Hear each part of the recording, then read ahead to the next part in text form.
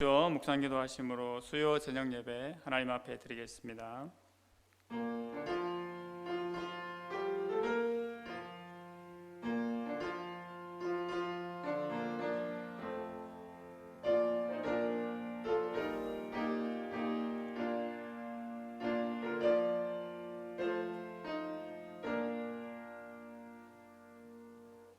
하나님 아버지, 은혜를 감사합니다. 오늘도 사랑하는 주의 백성들이 하나님 앞에 나와 함께 예배하게 하시니 감사합니다. 모든 피조물들의 영광과 찬양을 받기에 합당하신 하나님 앞에 오늘도 온전하게 세워지는 시간 되게 하여 주시옵소서. 말씀과 기도 가운데 주의 백성들이 온전함으로 새롭게 태어나는 시간 되게 하여 주시옵소서. 예수님의 이름으로 기도드립니다. 아멘. 찬송가 347장 찬송하시겠습니다. 347장 찬송하신 후에 최영학 권사님 기도하시겠습니다.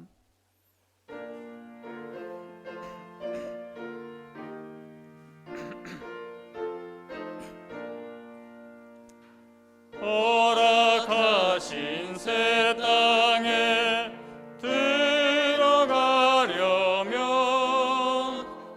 마음의 준비 다하여 힘써 일하세.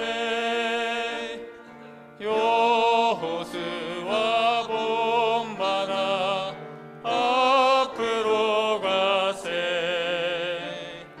우리 거할 처소는 주님 품일세. 시험 환난 당해도 낙심 말고서 마음의 걱정 버리고 힘써 일하세. 여호수아 본받아 앞으로 가세. 우리 거할 처소는 주님 품일세. 앞서가신 예수님 바라보면서 모두 마음을 합하여 힘써 일하세. 여호수아 본받아 앞으로 가세. 우리 거할 처소는 주님 품일세. 일할 곳이 아직도 많이 있으니 담대하게 나가서 힘써 일하세. 여호수아 본받아 앞으로 가세. 우리 거할 처소는 주님 품일세.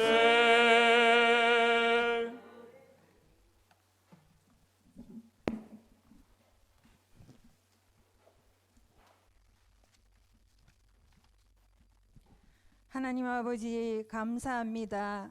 지금까지 저희들의 삶을 하나님의 사랑과 은혜로 지켜주시고 구속의 은혜 주심을 감사합니다. 3일 예배로 이 시간 문화의 성도님들이 주님의 몸된 교회에 모여 아버지께 예배 드리오니 이 예배를 기쁘게 받으시고 모든 영광을 아버지께 올려드리는 예배가 되게 인도해 주시옵소서. 하나님 아버지, 저희들 환난 속에서 여러 가지로 걱정 근심이 많고 어렵고 힘든 나날들을 살고 있습니다. 그러나 역전의 하나님께서 반드시 소망과 즐거움으로 우리에게 기쁨을 주실 것을 믿습니다. 주여, 우리를 도와주시옵소서. 하나님 아버지, 저희 교회를 지금까지 인도해 주심도 감사합니다. 앞으로도 아버지의 뜻을 저희들이 잘 알게 하시오며 많은 지역민들에게 살아계신 하나님 아버지를 알리고 말씀 전하는 사명을 잘 감당하는 교회가 되어 은혜와 진리 안에서 부흥하며 아버지의 기쁨이 되는 문화교회 되게 하옵소서. 말씀 전하실 목사님과 늘 함께 하시오며 준비된 귀한 말씀을 통하여 이 자리에 함께 예배하는 우리 모두의 마음을 주께서 어루만져 주시옵소서. 예수님의 이름으로 기도드리옵니다. 아멘.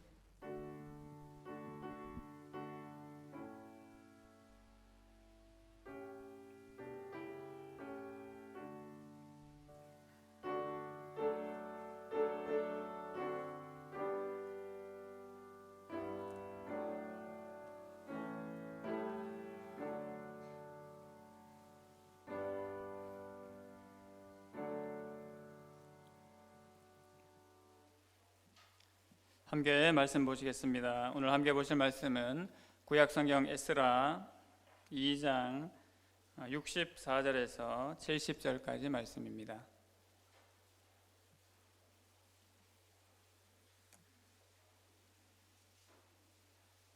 구약성경 에스라 2장 64절에서 70절까지 말씀.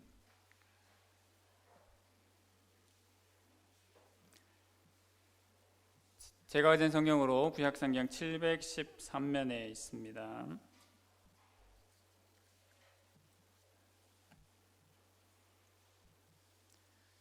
말씀을 한 절씩 교독하겠습니다. 64절입니다.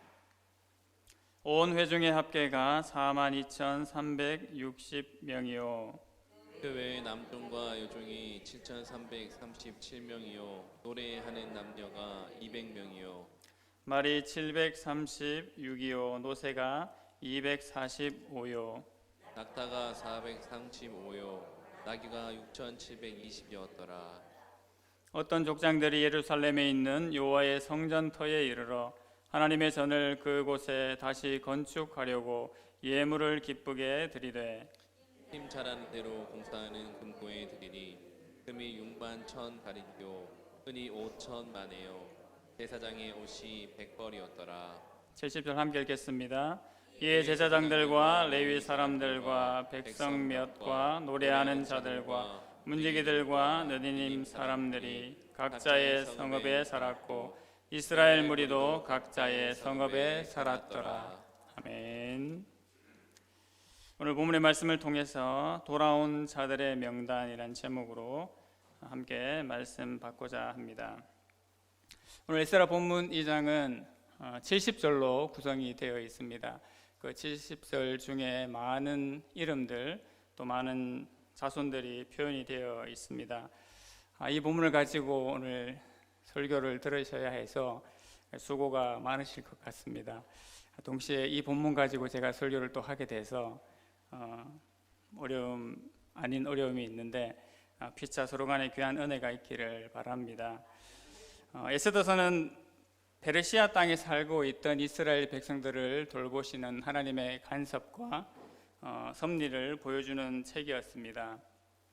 그리고 이 지금 저희가 보고 있는 에스라서는 그 이방 땅에서도 은혜를 경험했던 하나님의 백성들이 바로 하나님의 과거의 그 예언의 말씀이 성취되어서 다시 돌아오는 것을 직접 체험하는 이야기가 바로 에스라서의 이야기입니다. 그 이방 땅에서 하나님의 은혜와 하나님의 간섭, 섭리를 경험하는 것도 대단한 일인데 실제로 하나님의 말씀이 그 예언의 말씀이 성취되어서 다시 돌아오는 현장에 있었다는 것, 그 장본인이 되었다는 것은 더할 나위 없이 감동된 일이고 엄청난 일이었을 것입니다.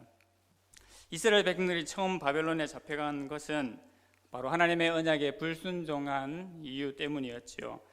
이것은 저희가 아시다시피 모세 언약, 즉 시내산에서 이스라엘 백성들이 하나님과 맺은 언약을 깨뜨렸기 때문이었습니다.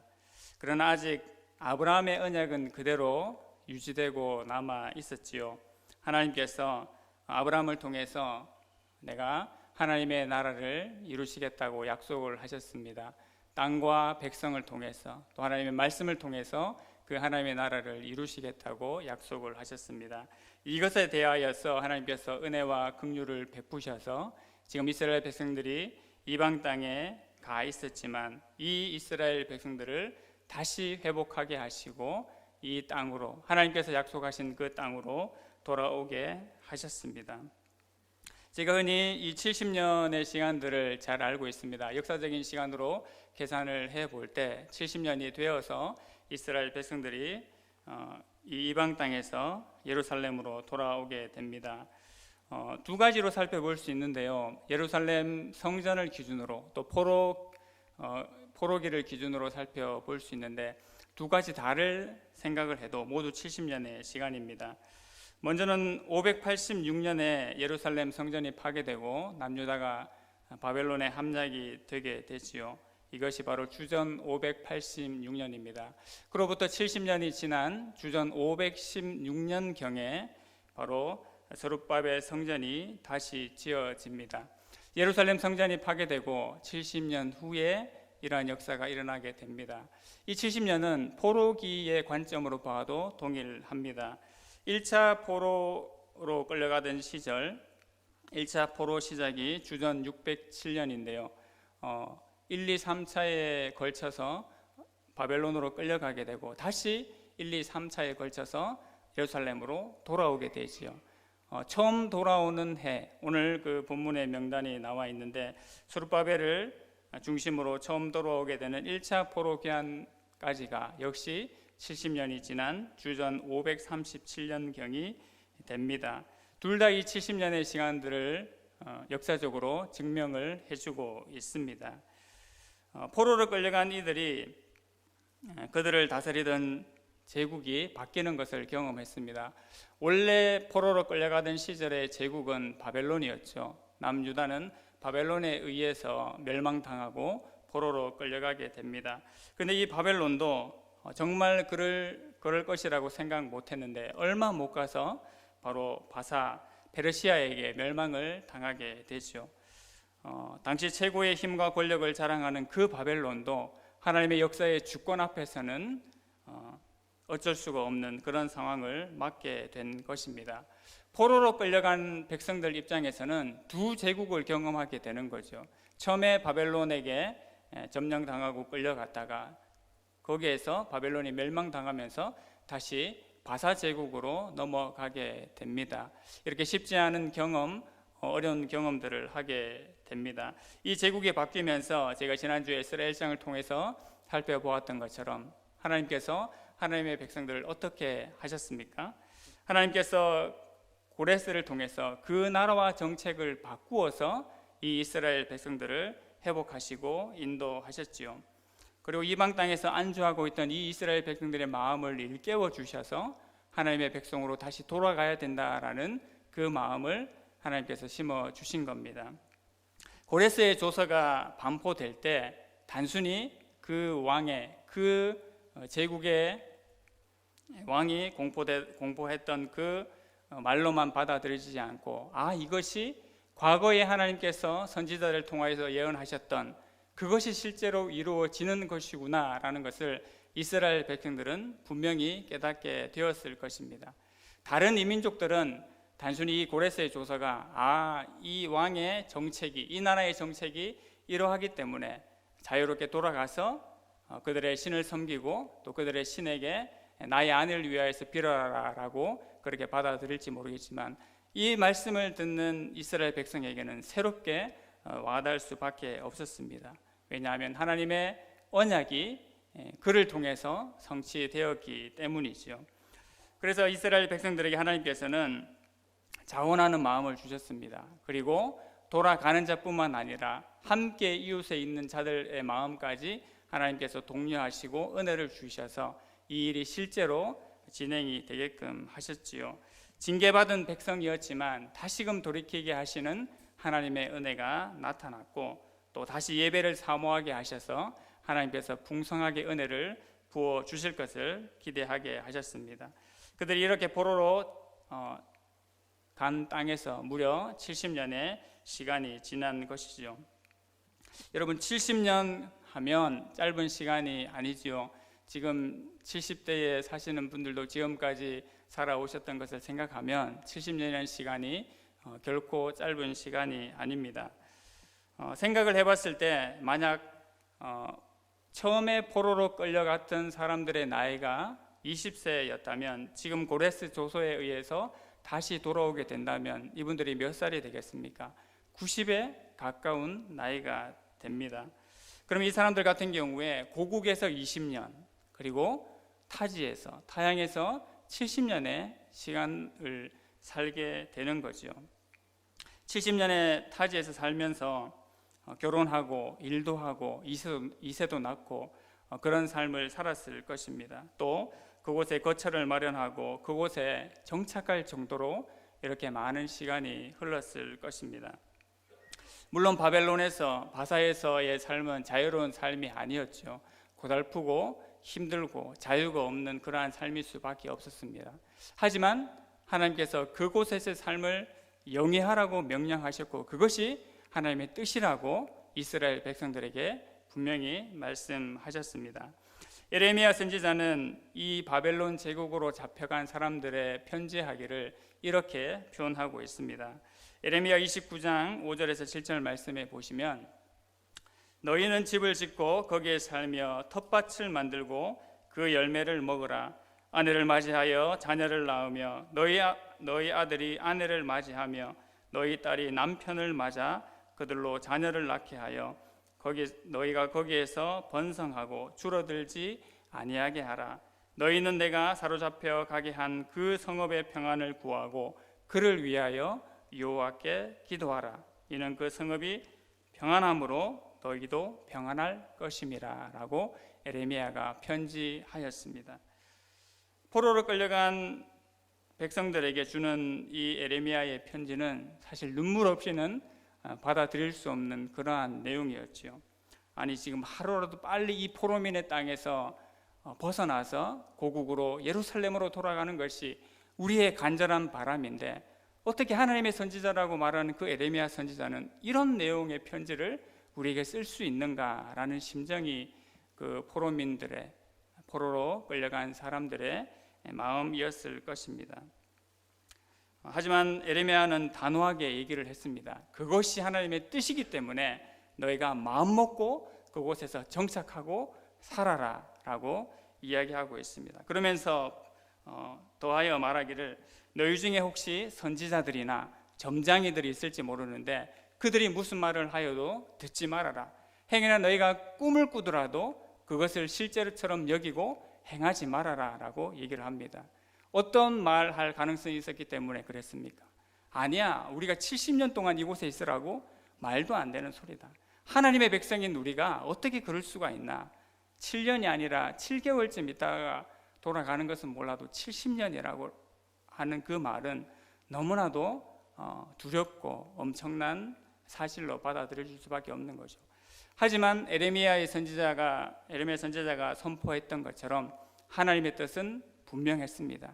70년 동안 그곳에서 정착하고 사는 것이 하나님의 뜻이셨고 그것을 통하여서 하나님께서 이스라엘 백성들 심령과 마음 가운데 변화를 일으키게 하실 것을 작정하셨습니다. 심지어는 여호와의 이름으로 와서 말하는 그 모든 것도 거짓이기 때문에 다 물리치라고 예레미야 선지자가 그렇게 편지를 썼습니다. 그곳에 간 사람들은 그렇게 사는 것이 그들의 삶이었습니다. 청년은 중년을 넘어서 노인이 되고 또 중년은 노인이 넘어서 하나님 앞에 부름을 받기도 하는 땅이 그 땅이었습니다. 새로운 생명들이 그 땅에서 태어나기도 했겠지요. 이곳이 나의 고향이라고 생각하면서 어린 시절을 보내고 청년의 삶을 사는 그 사람들이 그곳에서 그렇게 살게 되었습니다. 그런데 이 사람들을 하나님께서 바로 불러내셨습니다. 오늘 본문이 그 땅에서 나와서 예루살렘으로 돌아온 자들의 명단을 보여주고 있습니다. 명단은 우리 삶 속에서도 많이 사용이 되지요. 제일 가깝게 저희가 사용하는 주보에 명단이 많이 나옵니다. 섬기는 사람들의 명단이 있고 헌금 명단이 있고 또 우리 재직 명단, 교회에서도 부서의 명단, 전도의 명단 등 그런 명단들이 많이 사용이 되고 있습니다. 명단하면 뭐가 생각나십니까? 내 이름이 거기에 들어가 있는가, 들어가 있지 않는가 제일 관심을 가지게 되죠. 좋은 명단이라면 당연히 내가 들어가 있기를 원하고, 만약에 나쁜 명단이라면 누구나가 그곳에 포함되지 않기를 원할 것입니다. 저는 개인적으로 기억에 남는 명단이 있으면, 명단을 생각해 보면 고등학교 입시를 치고 합격자 발표하던 때의 명단을 생각을 하게 됩니다. 대학 때는 아예 인터넷으로 다 ARS로 점검을 할 수 있어서 문제가 없었는데, 유독 고등학교 시험을 보고 난 다음에 학교에 가서 직접 확인하던 것이 생각이 났습니다. 제가 성이 한가기 때문에 이게 가나다로 따지면 항상 뒤편에 있거든요. 반에서도 뒷번 번호고 뭘 이렇게 적어도 뒤편에 가 있는데, 이 합격자 명단이 이쪽부터 이제 주 게시판에 넣어져 있는데 저는 당연히 이쪽 끝으로 갔겠죠. 그래서 바로 안 보고 손바닥으로 가렸습니다. 가리고 난 다음에 히읗을 찾아서 쭉 내려오게 되죠. 근데 한이라고 적혀 있는 글자가 4명이 있는 겁니다. 이 4명 속에 내 이름이 있을 수도 있겠구나. 그러면서 손바닥을 치워서 본 기억이 있습니다. 제 이름이 거기 있어서 얼마나 감사했는지요, 얼마나 기뻤는지 모르겠습니다. 처음 시험을 쳐보고 그런 합격의 여부를 판가름하는 경험을 해본 것이라 그것이 더 기억 속에 남는 것 같습니다. 오늘 이 명단을 통해서 하나님께서 은혜를 발견하게 하시는데, 우리가 이 내용들 좀 더 자세하게 살펴보기를 원합니다. 에스라 2장의 명단은 에스라서 전체를 통해서 볼 때도 중요한 역할을 합니다. 여러분 앞에는 읽어보시지 않으셨겠지만, 이게 잠이 안 오실 때 한번 읽어보시면 한 30절까지 읽으시다가 거의 잠들 수 있을 가능성이 있는 본문입니다. 이렇게 자세하게 적어놓을 필요가 있을까라는 생각이 들 수가 있죠. 나름 다 이유가 있습니다. 일단 1장에서 고레스 조서에 의해서 실제로 잡혀갔던 자들이 돌아오는 이야기이기 때문에 1장과 연계가 되어 있습니다. 하나님께서 이스라엘 백성들의 마음을 감동케 하셔서 돌아오게 하셨다라고 하지 않았습니까? 그래서 그것이 실제로 이러한 자들이 돌아왔다라는 것을 자세하게 기록을 하고 있는 것이죠. 그리고 3장에 가게 되면 성전을 건축하게 되는데, 역시 헌신된 자들이, 하나님께 마음에 감동된 자들이 이 일을 실행한다는 점에 있어서 이 2장은 중요한 다리 역할을 하고, 이것이 실제라는 것을 보여주는 중요한 의미를 담고 있습니다. 그리고 이렇게 많은 계보, 명단들을 통해서 무엇을 강조하느냐 하면, 이 명단이 순수 유대 혈통을 강조한다는 것을 우리가 알 수 있습니다. 순수 유대 혈통을 강조한다, 얼핏 보면 차별하는 것처럼 보일 수 있는데요, 차별보다는 바로 혈통적으로 중요한 이유가 하나님께서 하나님 나라를 일으키시고 세워가는 데 있어서 이스라엘 백성들을 통해서, 하나님께서 선택한 자들을 통해서 이루어 가시기 때문에 그 혈통을 확인하는 것이 매우 중요하게 된 것입니다. 포로로 끌려간 자들은 사실상 남겨진 하나님의 백성들입니다. 만약 그들에게 이상이 있다라는 것은 하나님께서 일어나가실 하나님의 나라에 이상이 있다는 것과 다름이 없는 이야기지요. 그래서 이 순수 유대 혈통이냐 아니냐를 판가름하는 것은 매우 중요한 문제가 되었습니다. 이것은 오늘날 적용해 보면 교회도 적용을 해볼 수가 있습니다. 교회에서 신앙 공동체의 순수성을 지키는 것과 관련이 있을 수 있죠. 우리가 교회 회원, 교회 성도로 받아들일 때에 아무나 받아들이지 않지 않습니까? 아무나라 그러면 세상 사람들이 좀 기분 나빠할 수 있을지 모르겠지만, 성도요 교회의 회원으로 받아들이는 자는 반드시 십자가 복음과 하나님의 나라를 알고 있는 자를 회원으로 받아들이는 것을 우리가 기준이요 원칙으로 삼습니다. 만약 이것이 아닌 사람은 교회 성도가 회원이 될 수가 없겠지요. 하나님 나라가 아니고 다른 신앙, 다른 사상을 가지고 교회의 회원이 된다라면 이것은 매우 위험한 일입니다. 그래서 교회는 이런 점에서 어떤 사람을 교회 회원으로 성도로 받아들일지가 매우 중요합니다. 세상적으로 보면 되게 냉정하고 편협하게 보는 시각이라고 볼 수 있을지 몰라도 신앙 공동체의 순수성을 지키는 데 있어서는 절대로 이것을 사전 차단하고 이 원칙을 분명히 지키는 것이 중요한 것임을 우리가 분명히 알아야 될 것입니다. 그래서 오늘 본문 2장의 명단을 이렇게 자세히 기록하고 있는 이유가 되는 것입니다. 이것을 이렇게 자세히 적고 또 따진 이유가 결국 족보를 통해서든지 지역을 통해서든지 반드시 하나님 나라의 백성된 자임을 확인하고 있는 것이지요. 이렇게 해서 하나님께서 이스라엘의 회복, 하나님 나라의 재건에 있어서 빼놓을 수 없는 이 백성을 통해서 바로 예루살렘 땅으로 돌려보내시는 중요한 일을 하고 계시는 것입니다. 하나님께서 자기 백성들을 불러내신 것을 우리가 2절부터 잘 확인을 해볼 수가 있겠습니다. 2절 말씀 먼저 한번 보시겠습니까? 곧 스룹바벨과 예수아와 느헤미야와 스라야와 르엘라야와 모르드게와 빌산과 미스발과 비그웨와 르훔과 바나 등과 함께 나온 이스라엘의 백성의 명수가 이러하니 제일 선두는 11명의 지도자를 등장시키고 있죠. 1차 포로기한의 선봉장 리더는 바로 스룹바벨입니다. 역대상 3장에 보면 스룹바벨이 유다와 다윗의 자손임을 알려주고 있습니다. 그리고 부다야의 아들이라고 기록이 되어 있죠. 그가 제일 선두에 선 것은 저희가 아시다시피 바로 1차 포로기한의 총책임자가 스룹바벨이었음을 우리가 확인할 수가 있습니다. 스룹바벨을 위시해서 예수와 느헤미야, 스라야가 뒤따라 나오게 되지요. 근데 이 2절의 명단을 보시게 되면 익숙한 이름이 있습니다. 바로 느헤미야, 모르드게라는 이름입니다. 근데 시대적인 연표로 보았을 때 이들은 에스더서에 나오는 모르드게 그리고 느헤미야서에 나오는 느헤미야와는 다른 인물로 판단을 하게 됩니다. 바로 동명이인이란 말이죠.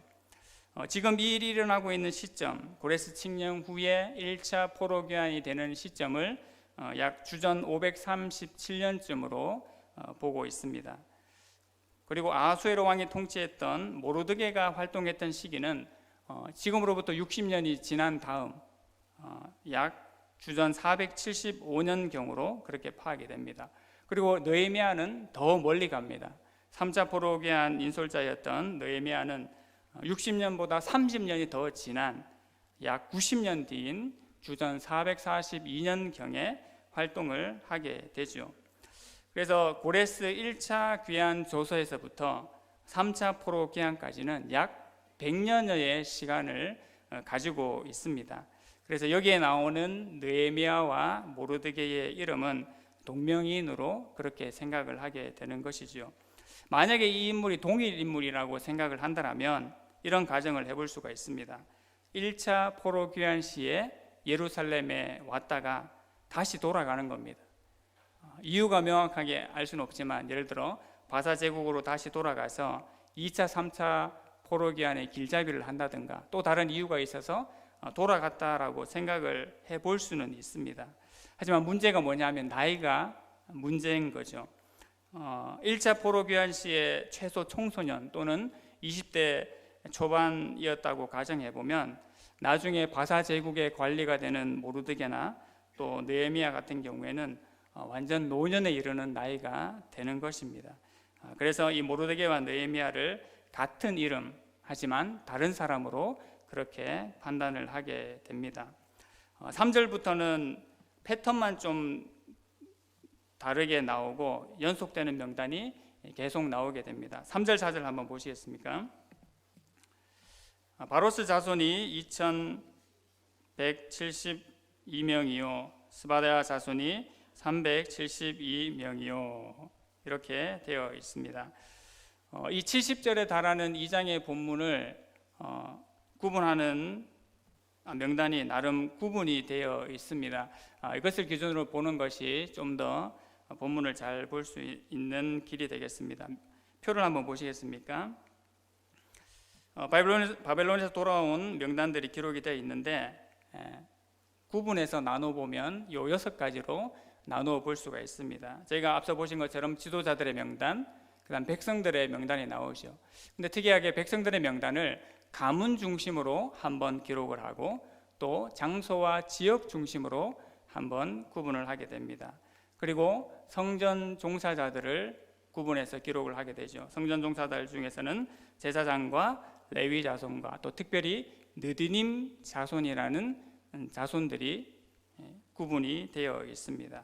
그리고 솔로몬의 신하들의 자손, 그리고 제일 마지막으로 어느 족보에 속했는지 명확히 파악이 안 되는 자들까지 이러한 구분으로 분류가 되어서 이 70절에 나누어서 기록을 하고 있습니다. 그래서 이 중심으로 보시면 이 에스라 2장이 덜 지루하고 나름 이유가 있는구나라고 보실 수가 있겠습니다. 4번에 나누어서 다시 한번 보겠습니다. 3절부터 20절까지는 가문과 자손을 중심으로 한 명단이라고 했습니다. 여기 보시면 보통 그 가문이나 자손들별로 약 100단위 정도가 돌아왔다고 그렇게 기록하고 있죠. 그래서 900 몇 명, 700 몇 명, 600 몇 명 이런 식으로 설명을 하고 있습니다. 근데 보시면 유난히 많이 돌아온 자손들이 있습니다. 3절에 바로스 자손, 6절에 예수와 자손들, 14절에 비그의 자손들은 특별히 2,000명이 넘는 숫자가 돌아오게 됩니다.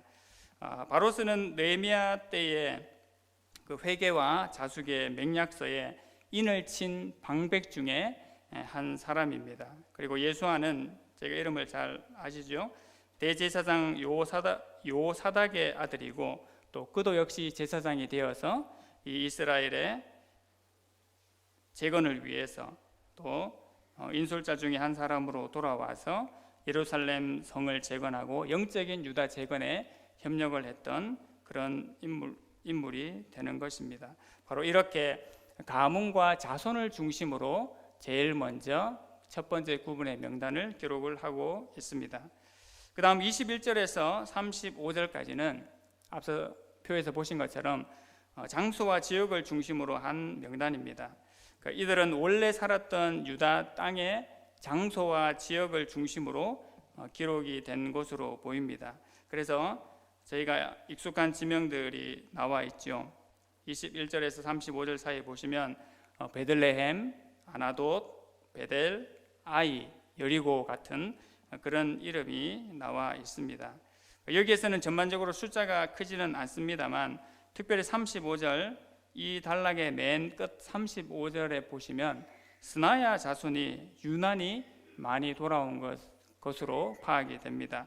그 숫자가 무려 3,630명으로 그렇게 나와 있습니다. 이 스나야라는 곳은 여리고와 관련이 깊은 곳으로 그렇게 파악이 됩니다.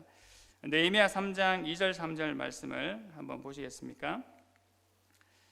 그 다음은 여리고 사람들이 건축하였고 또 그 다음은 이므리의 아들 삭굴이 건축하였으며 어무는 하스아나의 자손들이 건축하여 그 들보를 얹고 문짝을 달고 자물쇠와 빗장을 갖추었고 라고 되어 있습니다. 특별히 어무는 하스나야의 자손들이 건축하였다라고 그렇게 얘기를 하고 있죠. 어문이라 하면 말 그대로 물고기 어자를 써서 물고기 문을 얘기를 합니다. 그 유래가 두로나 갈릴리 사람들이 물고기를 팔기 위해서 이제 들어온 문이라고 해서 그렇게 붙여졌다고 합니다. 그래서 특별히 여기서는 스나야 자손보다 하스나야 자손이라고 부르고 있는데 하는 저희 말로 말하면 정관사입니다. 대구 그러면 그 대구, 그다음 부산 그 부산이라고 해서 명확하게 한 번 더 찝어서 얘기를 하는 거죠. 그래서 하스나야 자손이라고 해서 바로 그 스나야 사람들이 이 문을 건축했음을 이야기를 해주고 있습니다. 두 번째 단락은 이런 특징을 가지고 있습니다. 세 번째 단락은 다른 중요성들보다 더 중요한 부분들이라고 볼 수가 있겠는데요. 바로 36절부터 54절까지는 성전 종사자들의 명단이 나와 있습니다. 성전 종사자들은 말 그대로 여러 부류가 있죠. 제사장, 그리고 레위 자손, 그리고 앞에 표에 보시는 것처럼 느디님 사람들로 나눠져 있습니다. 보시면서 다시 한번 설명을 하겠습니다. 돌아온 제사장 집안의 제사장 숫자들이 모두 합쳐보면 36절부터 39절까지 모두 4,289명이 됩니다. 64절에 보면 제가 오늘 읽었다시피 돌아온 유다 백성의 자손의 수가 42,360명이라고 했습니다. 그래서 전체 돌아온 수와 이 제사장의 수를 비교해 보면 약 10분의 1의 제사장이 돌아온 것으로 그렇게 파악이 됩니다. 그래서 그 제사장의 명단에는 여다야, 임멜, 바스훌, 하림 자손을 중심으로 제사장들이 돌아왔음을 이야기를 하고 있죠. 그리고 40절에서 42절까지는 돌아온 레위 자손들입니다. 레위 자손들은 이 제사장을 도와서 성전의 일을 봉사하고 또 제사 드리는 일을 돕던 그러한 사람들이었죠. 이 레위인들의 수는 40절에서 42절까지 합쳐보면 매우 작습니다. 341명만이 그렇게 돌아오고 있습니다. 1000단위를 생각한다라면, 제사장의 수가 1000단위를 생각한다라면 레위 자손은 매우 적게 돌아온 것으로 그렇게 파악이 됩니다.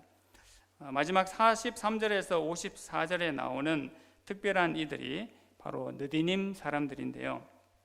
이 느디님이라는 말은 히브리어를 그대로 음력해서 부른 명칭입니다. 이들은 바쳐진 자들이라는 뜻으로 바로 성전에서 수종 드는 자들을 이야기를 합니다. 똑같이 레위인들도 수종을 들지만 이 느디님 사람들은 더 굳은 일을 하는 사람들입니다. 표에서 보신 것처럼 장작을 패고 물 깃는 일을 감당하는 그런 외국인들로 파악이 되고 있는데요. 그 유래는 바로 요수아 9장으로 올라가서 그 근원을 우리가 찾아볼 수가 있습니다. 요수아 9장에 가보면 저희가 요수아가 멀리서 온 것처럼 가정을 하고 온 그 기본 족속들과 조약을 맺는 것을 우리가 알고 있죠. 기본 주민들이 여호와의 소문을 듣고 두려워서 살려고 그렇게 거짓 행세를 한 것이었습니다. 근데 문제는 이미 여호와의 이름으로 맹세를 했기 때문에 그 조약을 파기할 수가 없었지요. 그래서 이 사람들이 이스라엘 백성들과 함께 살 수가 있게 되었습니다. 그런데 이 문제를 두고 바로 여호수아가 대신 조건을 내걸게 되었죠. 너희가 대를 이어서 종이 되어서 하나님의 집을 섬기라고 그렇게 기본 족속에게 요구를 했습니다. 그래서 여호수아 9장 27절 말씀에 이렇게 기록되어 있습니다. 그날에 여호수아가 그들을 여호와께서 택하신 곳에서 회중을 위하며 여호와의 제단을 위하여 나무를 패며 물을 깃는 자들로 삼았더니 오늘까지 이르니라고 말씀하고 있죠. 이러한 조치는 여호수아가 기본 족속들을 이스라엘 백성에게서 분리시키기 위한 것이었습니다. 왜 그렇겠습니까? 바로 이스라엘 백성들이 이방 민족인 이 기본 족속에게 동화되지 않기 위해서 그렇게 조치한 것이죠. 그리고 대신 기본 족속들은 하나님의 집을 섬기면서 하나님을 알 수 있는 기회를 또 허락해 준 그런 계기가 되었습니다. 이왕 함께 지내야 한다면 그렇게 하는 것이 좋지 않겠습니까? 근데 결과는 좋은 쪽으로 결과가 된 것 같습니다. 이스라엘 백성들은 이 기본 족속에게 동화되지 않고 오히려 기본 족속이 하나님의 집을 섬기면서 혈통과 종족은 다르지만 하나님 나라의 백성이 되는 그런 은혜를 누리게 된 것이죠. 오늘 그 후손들이 바로 느디님 자손으로 그렇게 파악이 됩니다. 그 자손들도 혈통은 다르지만 바로 이스라엘 백성들이 돌아올 때에 함께 그 명단에 포함이 되어서 오늘 명단에 포함이 되어 있습니다. 느디님 사람들이 오늘 귀한 자 명단에 당당히 들어와 있죠. 하나님 백성이 하나님 나라를 이루는 것에 있어서 기본적으로는 혈통이 중요하다고 했습니다. 그런데 여호와 하나님을 믿는 믿음으로 이 사람들은 바로 하나님 나라의 백성이 되었습니다. 하나님께서는 믿음으로 하나님의 백성이 되려고 하는 자들을 외면하지 않으시죠. 혈통적으로는 하나님의 백성이지만 오히려 불순종한 자들보다 혈통적으로 자격은 없지만 하나님께 은혜를 구하고 또 하나님 나라로 들어오려고 하는 자를 하나님께서 귀하게 보신 것이라고 우리가 볼 수 있습니다. 마지막 55절에서 63절까지 이게 이제 마지막입니다. 이렇게 긴 명단도 이제 다 마무리를 할 수가 있습니다. 여기에는 솔로몬 신하의 자손들과 출처가 명확하지 않은 자들 그렇게 구분을 하고 있죠. 55절부터 63절까지 이 두 부류를 같이 저희가 이제 보셨는데요. 먼저는 솔로몬의 신하들이라는 내용이 나오는데 일단은 신하들이라는 단어 때문에 신하들의 자손들로 이제 되어 있습니다만 실제로는 솔로몬 시대에 유다에 잡혀온 이방인들 또는 가나안 원주민들로 그렇게 보입니다. 그래서 이들은 이방 땅에서도 즉 바벨론 땅에서도 그들이 솔로몬 왕을 섬겼던 후손들로 자청하면서 바로 함께 돌아오려고 했던 것으로 보입니다. 그래서 이들도 이 은혜의 명단에 함께 올라와 있습니다. 이렇게 보면 느디님 사람들과 이 사람들은 오히려 낮은 곳에서 섬겼던 사람들이지만 이 귀한 반열에 더욱 관심을 보였던 것 같습니다. 결국 하나님 나라에 관심을 보였기 때문이겠지요. 바로 이러한 자들이 함께 실려 있고 제일 마지막으로 출처가 명확하지 않은 자들의 명단이 나와 있습니다. 59절 말씀을 한번 보시겠습니까? 델멜라와 델하르샤와 그룹과 아단과 인멜에서 올라온 자가 있으나 그들의 조상의 가문과 선조가 이스라엘에 속하였는지 밝힐 수 없었더라.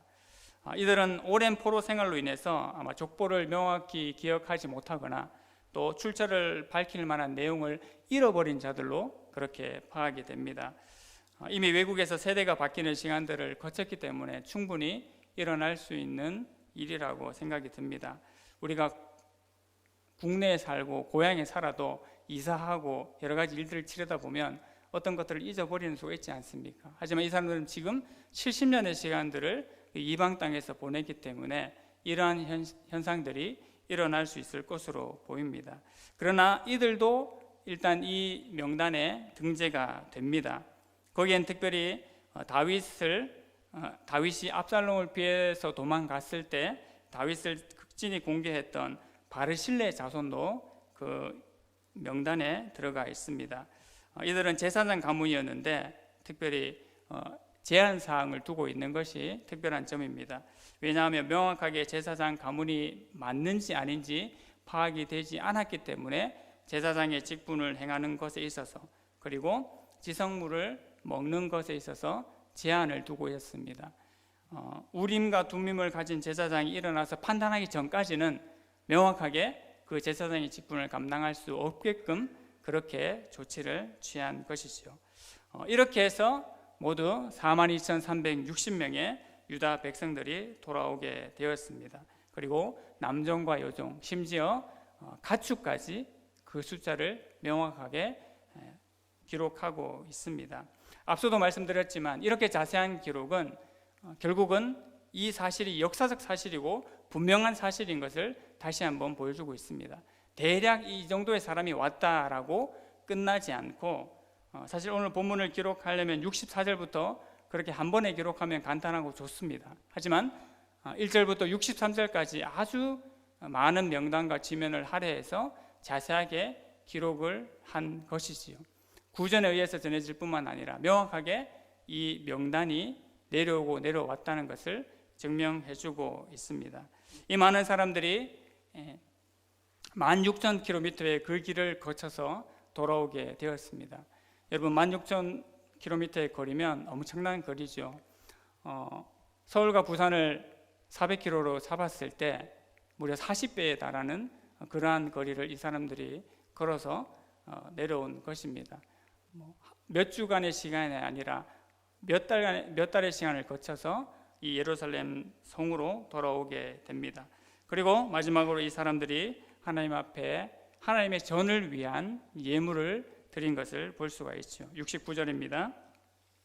힘 잘하는 대로 공사하는 금고에 드리니 금이 6만 천 다리기요 은이 5천만에요 제사장의 옷이 100벌이더라 라고 말씀하고 있습니다. 금은 현재의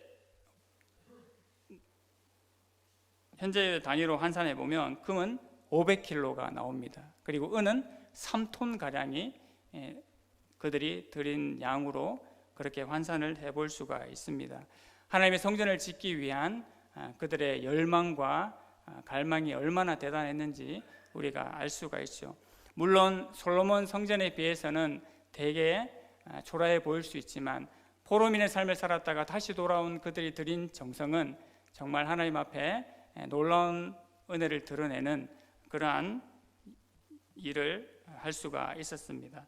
이 은혜에 감사해서 하나님께 영광을 돌리고 바로 예물을 드리게 된 것이지요. 이들의 헌신은 너무나 값지고 또 너무나 귀한 것임을 우리가 알 수가 있습니다. 이들이 바사 제국을 떠나올 때 형편이 어떠했는지 우리가 알 수 있습니다. 이 70년 동안 살면서 그 어려움의 순간들을 다 겪고 돌아올 때 이들의 심정은 너무 기뻤을 겁니다. 근데 또 한편으로 생각해야 될 것은 뭐냐 하면 지금까지 지내고 있던 모든 정착 기반 그것들을 다 버려두고 이 예루살렘으로 돌아와야 된다라는 것입니다. 여러분, 사람이 참 묘하지요. 하나님의 말씀도 이루어졌고 또 모든 것이 준비되어서 이제 떠나면 되는데 뭐가 문제겠습니까? 지금까지 내가 다 정착해놓고 다 안정화해놓은 이 삶은 어떡하죠? 라는 마음에 드는 거죠. 하나님의 뜻은 이루어져서 실제로 너무 기쁘고 하나님의 백성된 우리가 하나님께로 돌아가는 것이 진짜로 이루어졌구나라는 그 기쁨과 동시에 지금까지 정착된 이 모든 것들을 다 버리고 떠나야 된다는 것이 참 묘한 인간의 마음입니다. 지금 예루살렘으로 돌아가면 모든 것이 다 해결됩니까? 아니죠. 오히려 포로민에 있었던 땅보다 더 심한 고통과 폐허가 기다리고 있을지 모릅니다. 아니, 실제로 그렇게 기다리고 있었지 않습니까? 지금 돌아가려고 마음을 먹는 것은 지금까지 이루어온 모든 안정을 포기하고 다시 돌아가는 것이었습니다. 그런데 왜 그들이 돌아올 수가 있었습니까? 결국 하나님께서 70년 바벨로 유수를 통하여서 그들의 심령과 마음 가운데 하나님께서 분명하게 각인시킨 내용이 있었기 때문입니다. 무엇입니까? 우리는 어디에 살아도 하나님의 백성이다. 하나님의 나라와 하나님의 공동체를 이루어 가야 하는 사명을 받은 백성인 것을 이 사람들이 기억했기 때문에 돌아올 수가 있었습니다. 고레스의 조서가 떨어졌을 때 이것이 하나님의 뜻이구나, 하나님의 말씀이 드디어 이루어졌구나라는 그 마음이 그들의 심령 가운데 들게 된 것이지요. 이것을 위해서 결단을 하고 돌아오게 된 것입니다. 그래서 이들에게 있어서 70년이라는 그 숫자는 단순 70이 아니라 전 인생을 거쳐서 한 세대를 보내고 한 세대를 맞으면서 뼈저리게 깨달았던 그 깨달음과 은혜인 것을 우리가 볼 수가 있습니다. 우리가 어떻게 그 결단을 할 수가 있겠습니까? 하나님께서 우리 심령과 마음 가운데 은혜를 주셔서 하나님의 나라를 사모하는 은혜를 주셨기 때문에 이스라엘 백성들의 마음이 감동되어서 그렇게 할 수가 있게 된 것이지요. 우리에게도 이러한 은혜가 있기를 원합니다. 시대가 코로나 시대를 맞고 있어서 정말 어려움의 시대를 우리가 맞고 있습니다. 지금까지 내가 이루어왔던 것, 이 안정된 것을 포기하고 정말 하나님의 나라를 위해서 무언가 결단을 할 수 있을까라는 그런 고민을 하는 시기가 지금이지 않겠습니까? 하지만 하나님 앞에 은혜를 받은 자들, 하나님의 말씀에 감동된 자들은 또 다른 결단과 또 다른 움직임을 할 수 있을 것입니다. 우리는 부족하지만 하나님께서 우리의 심령과 마음 가운데 부으시는 그 은혜로 말미암아 이스라엘 백성들이 성전을 재건하고 공동체를 재건하고 성벽을 재건했던 은혜가 이 명단을 통하여서 이루어졌던 것처럼 하나님께서 우리의 명단도 하나님의 나라를 위하여 사용해 주시기를 간구하며 당당히 그 명단에 우리의 이름들을 올릴 수 있는 그런 은혜가 저 모든 성도님들 가운데 충만케 되기를 간절히 소망합니다. 하나님 아버지의 은혜를 감사합니다. 이 긴 명단을 보면서 하나님 나라의 놀라운 은혜를 다시 한번 기억하게 하시니 감사합니다. 돌아갈 수 있었던 이유 단 한 가지는 우리가 하나님의 백성인 것을 기억하였기 때문에 하나님께서 우리의 심령과 마음 가운데 은혜의 마음, 감동된 마음을 주셨기 때문임을 우리가 분명히 기억합니다. 우리의 심령도 그러하게 하여 주시옵소서. 하나님의 말씀으로 감동되게 하여 주시고 하나님의 나라를 향하여 갈망을 가지는, 소망을 가지는 모든 주의 백성들 되게 하여 주시옵소서. 예수님의 이름으로 기도드립니다. 아멘. 그 말씀 감사드립니다. 예배 후에 우리 중직자들은 잠시 남아주시기 바랍니다. 찬송가 483장 찬양하고 기도하고 축도로 마치겠습니다.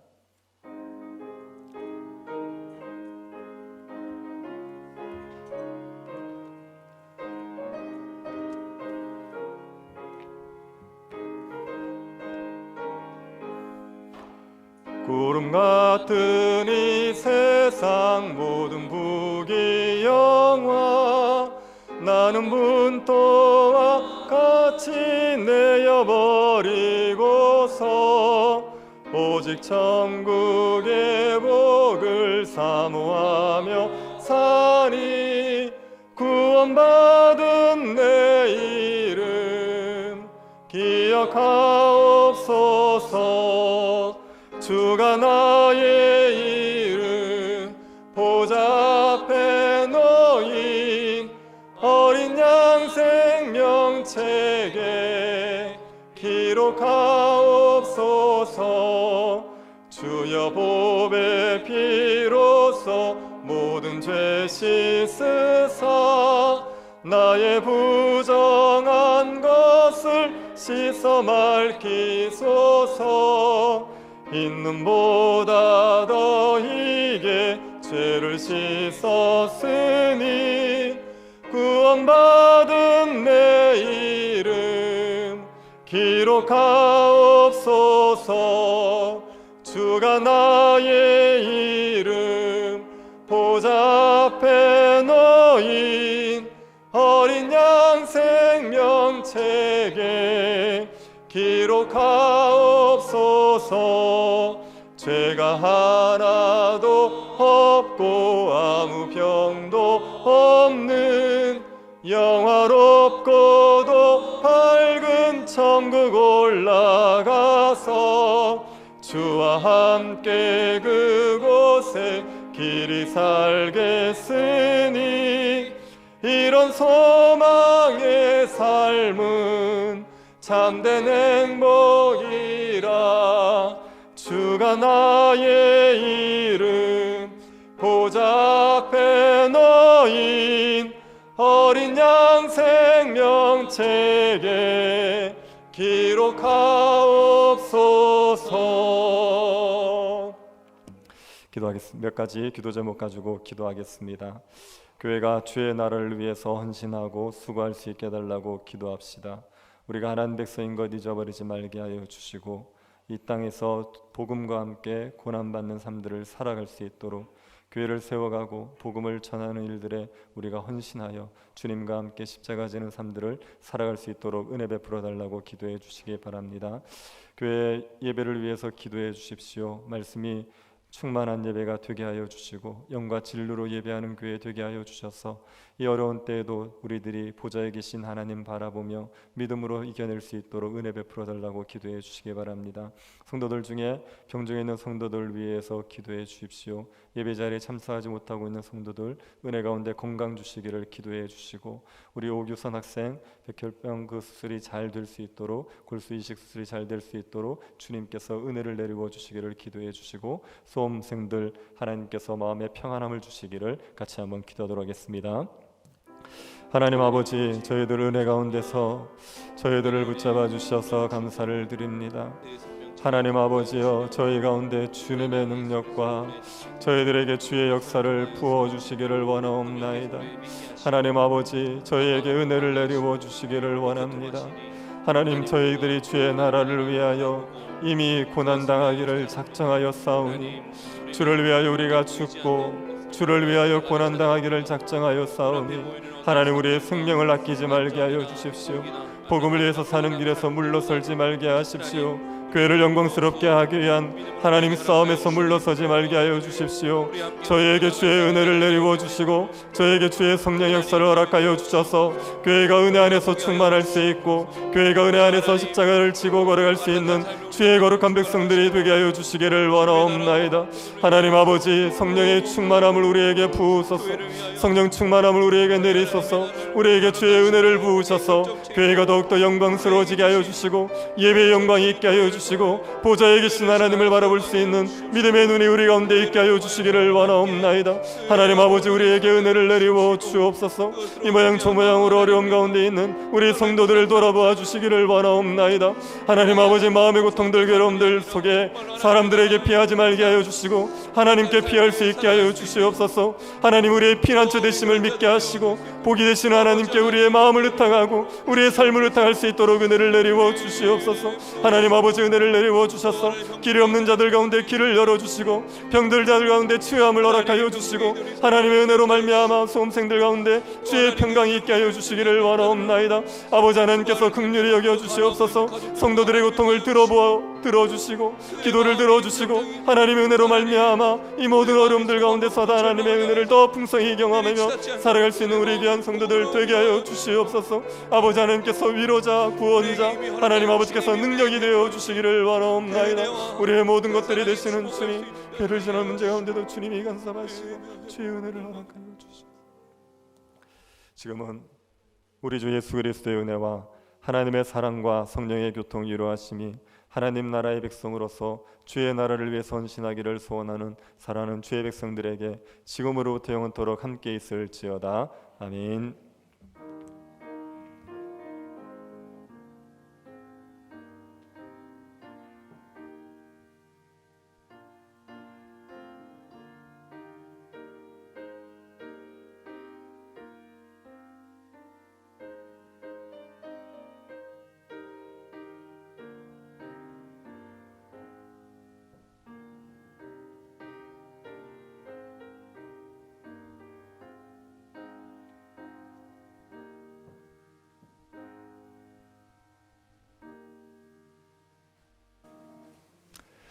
네, 우리 중직자들은 앞쪽으로 좀 모여주시기 바랍니다.